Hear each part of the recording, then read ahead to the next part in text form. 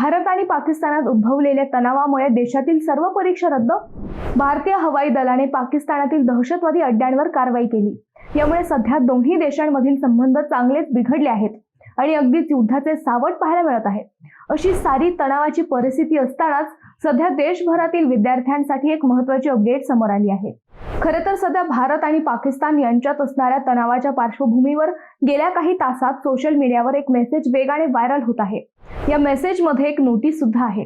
या नोटीसमध्ये देशात युद्ध सदृश परिस्थिती निर्माण झाली असल्याचा दावा करत सर्व परीक्षा रद्द झाल्याचे सांगण्यात आले आहे. यामुळे संपूर्ण देशातील विद्यार्थ्यांमध्ये फारच संभ्रमाची स्थिती निर्माण झाली असून विद्यार्थी आणि पालक चिंतेत आले आहेत. मात्र या संदर्भात UGC कडून मोठे स्पष्टीकरण समोर आले आहे.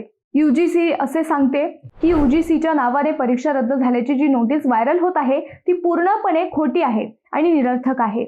UGCने अशी कोणतीही घोषणा केलेली नाही. तसेच यावेळी UGCने विद्यार्थ्यांना असे आवाहन केले की विद्यार्थ्यांनी UGCच्या अधिकृत वेबसाईट आणि सोशल मीडिया हँडल्सवरच विश्वास ठेवावा. अशा सोशल मीडियामधील मेसेजवर विश्वास ठेवू नये.